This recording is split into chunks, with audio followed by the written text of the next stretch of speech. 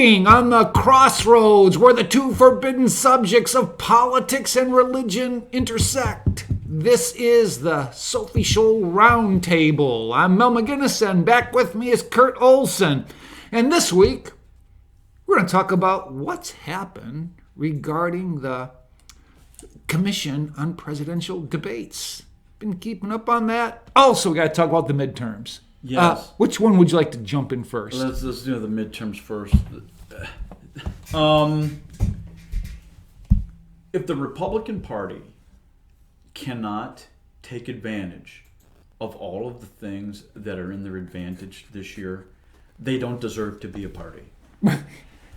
I mean, there are so many things right now that are to their advantage. And this has all of the smell and feel of 1994, 2010. It has, I've been seeing things, just Congress, for example. You see, because districts have been gerrymandered to death, I've seen numbers that are as low as 15 and as high as 40 that they could gain. But the story is that the GOP is going after every district in the country where Joe Biden won by 8% or less. Why? Okay. Because he's not popular anywhere. I saw polling even just the other day. California, he's underwater in certain sections of California. He's underwater in these states like Arizona and Nevada that allowed him to get his victory in 2020. Some of the demographic stuff indicates the only group of people other than like hardcore Democrats that really like this guy right now and favor him are suburban women. That's it. Hispanics, blacks, people who are not college educated, you name it. They have no time for him. Yeah, it's interesting. I think that a Hispanic, you think with the immigration, but they can't stand what's going on. No, exactly. And it was really silly for the Democrats to just assume that they could continue to just maintain their stranglehold over, let's call it, people of color. There were indications even in 2020 when Donald Trump did very well in some very, very massive Hispanic districts in Texas and some other places that something was going awry. And it's probably because, and this is one of these things that has been a criticism of the Democrats in recent years, their lack of common sense. I was reading something just a couple of weeks ago. The guy, I don't know how he pronounces it. It must be pronounced Rye, R-U-Y, Teixeira. This is a guy, considers himself left-wing, but he regularly criticizes his own party. And one of the things that he went after them on was a series of issues where there's no common sense. Defund the police. Everything needs to be equal rather than people having an equal opportunity. A whole series of issues. The American people aren't on their side. And we're not talking like little gaps. We're talking like Grand Canyon-like disparities. And it's one of those things with this going on in the country, and here we're now coming out of the COVID stuff. How much longer can they continue on with this before they have a come to Jesus moment? And you have the likes of like James Carville, David Axelrod, who've been two of the major critics in the party, come to them and say, we can't continue to do this and think we're a party. 2 weeks ago, a week ago Tuesday, April 5th, there were school board elections in 2 states, Wisconsin and Missouri. We're seeing school boards flip in one election. And Kenosha County, Wisconsin.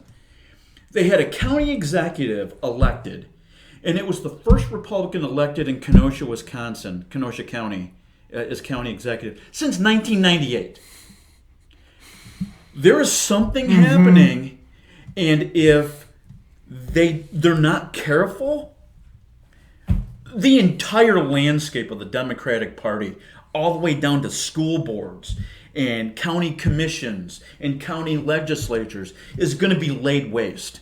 And like you say that Republicans are targeting districts or areas where Biden won by 8% or less. That's how serious this now is. Because if you're in a district that looks like it was really, really close, and with the president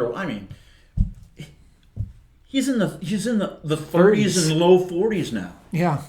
This is not good. No. For the party in power. Right. I mean, and even our own state.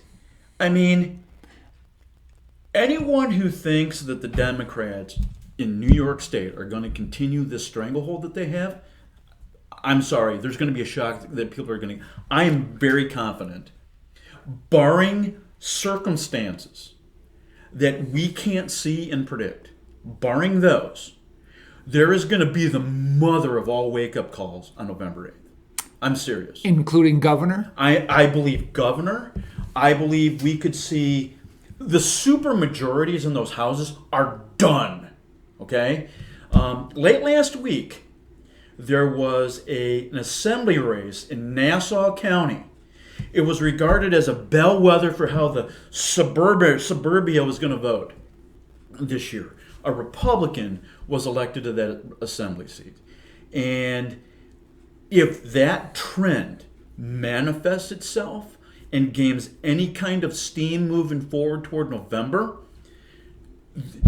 Kathy Hochul will be going back to Buffalo with her tail between her legs. That's good. There will be some massive changes in the legislature, and could someone like a Lee Zeldin be forced to be a governor with Democratic majorities? Yeah, he could potentially.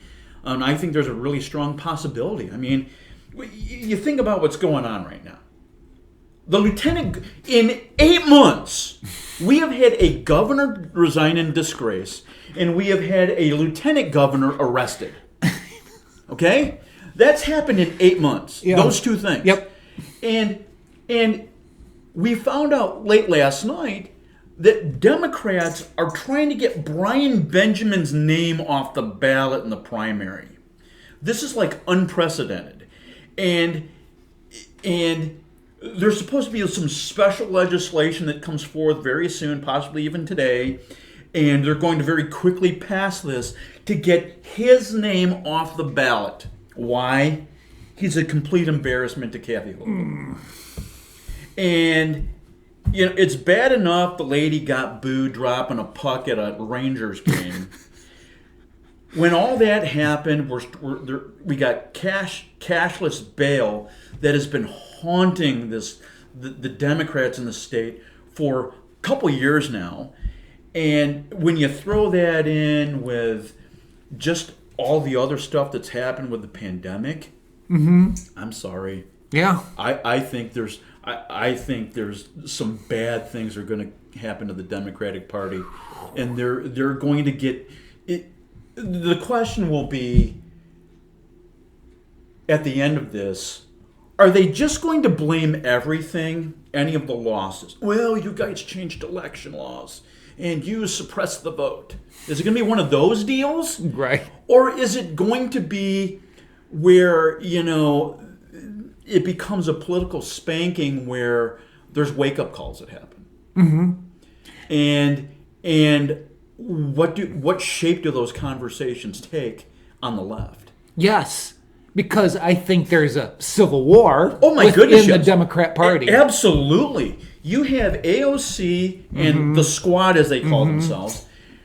these are these radical progressives that would like to just transform our economy with green energy and all the other stuff, and a variety of other things that go along with that. And you have other people that are looking the party brass in the face and saying, we've got to stop talking down law enforcement. We have crime. As we're taping this is 2 days away from a major crime in the subway system in New York City. Mm-hmm. Yeah. And the guy who is now accused of this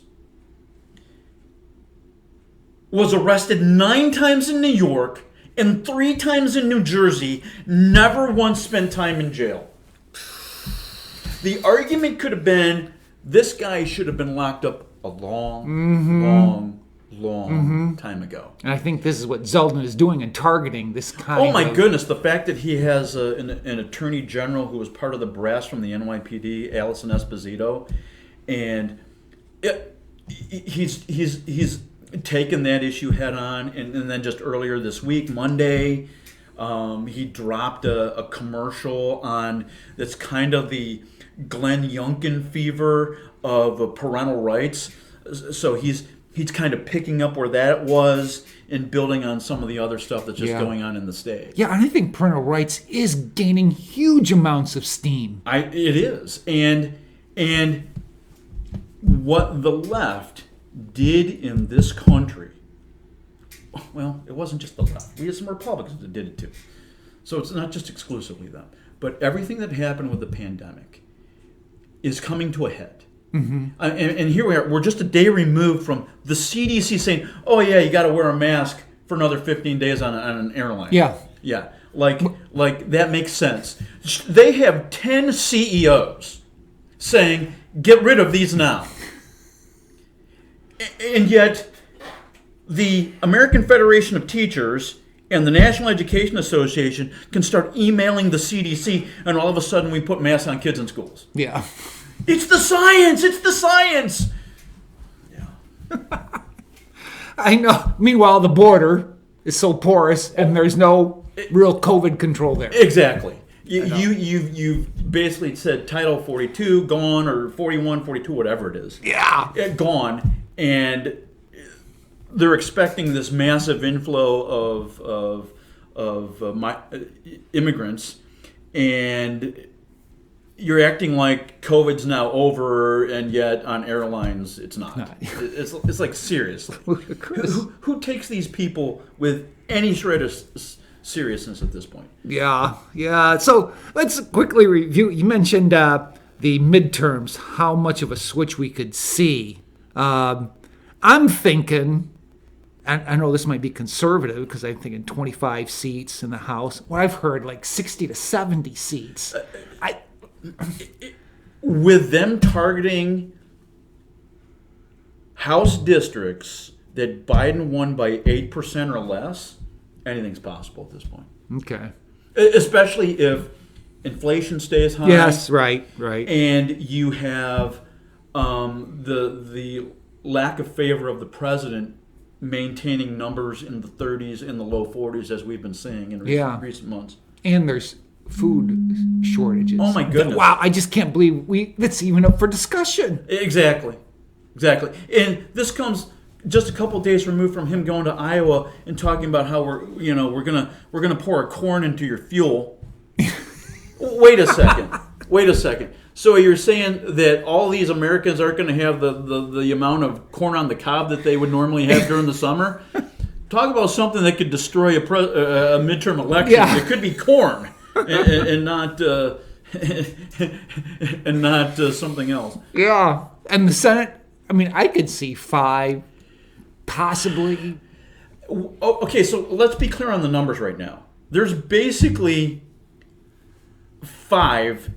If the GOP were to get 5 or 6, they would be in the majority in the House. Or in the Senate. Of course, in the Senate, it's 50-50. The 4 states that people need to be watching are Arizona, Mark Kelly, Nevada, the new one there, who's probably as green as can be and hasn't had time to manifest much of anything.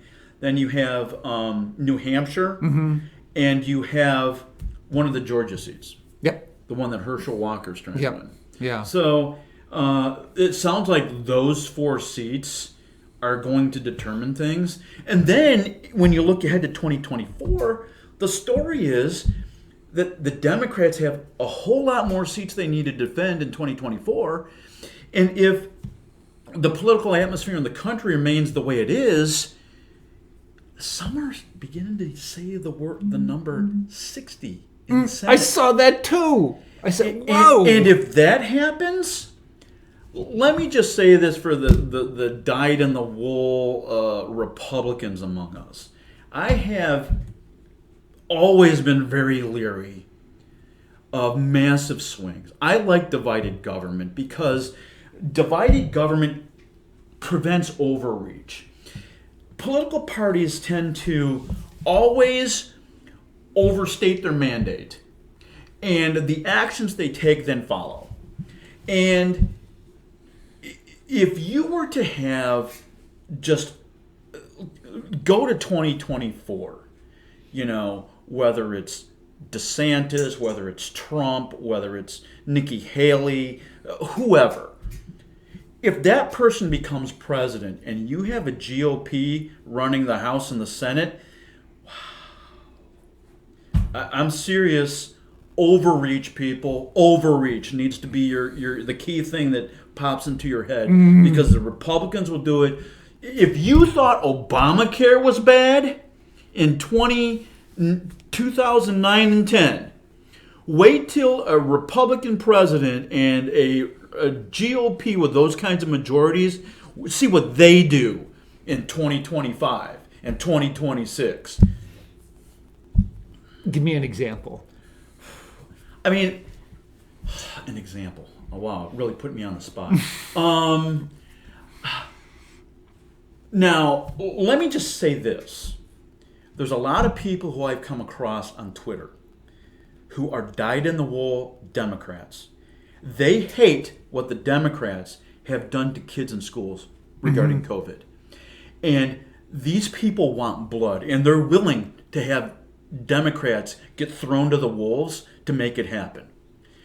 Now, what I'm about to say is probably going to upset some people, but they say the one issue that Republicans could run on that could wreck it for them, abortion. Making that cultural issue the centerpiece of some whatever. Especially if they nationalize it. Especially if they nationalize. Well, we're awaiting a Supreme Court decision from the Mississippi case that could basically take abortion and say, listen, the states have their power now. Yep. You want the 10th Amendment? You got the 10th Amendment. Yep. And you guys can do what you want. And there will be states that do some very restrictive things, like we're seeing right now in Oklahoma. Yep. Oklahoma just basically made abortion illegal. And if you perform an abortion in the state of Oklahoma, jail time awaits you. Okay? There's a bunch of things that will happen. And then you'll have states like California, Illinois, New York, New Jersey, elsewhere in New England, and a few other pockets. And what's traffic going to be like at abortion clinics in those states would be fascinating. Yeah. Would be extremely fascinating. Yeah. But yeah, we are on the verge of potentially, the states getting their 10th Amendment rights just on the issue of abortion. And all the restrictions manifesting themselves. Yeah. Quickly, let's talk about the topic of Commission on Presidential Elections.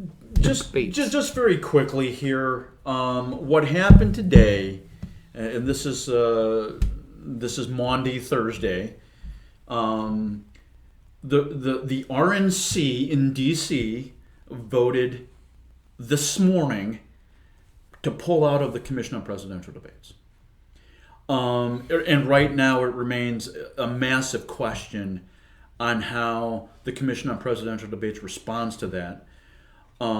and what is the forums for debates between candidates going to look like come 2024, no matter who the nominees are.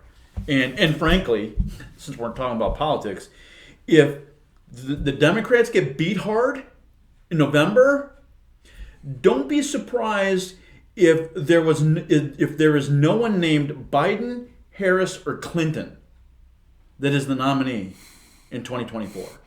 Don't be surprised. Yeah. Because I don't think they will want anything to do with any of them. Right. So who's that leave?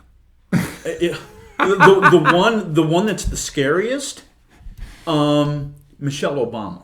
Oh! Now, some people say that she has no interest in it, but I know a lot of people that say if she were to get in, it would immediately alter the dynamics of any presidential race. But if they were smart, they would go with a smart governor like Jared Polis in Colorado, who basically told his state last fall, we're done with masks. He was one of the first Democratic governors to say, we're done. The charade is done.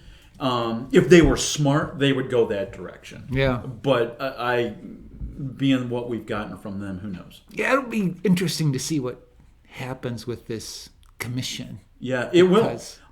They're going to have to respond somehow. Yeah. And it will be something that could be a very, very different look come 2024. Yeah. I'd wish we could get some third parties in there that they could put on the stage so that people could really get a clear view of alternatives that are out there. Indeed. I would agree with that as well. Yeah. So, all right. Well, thanks again, Kurt. I really appreciate you stopping by and talking politics in the context of religion. All right. See you next time.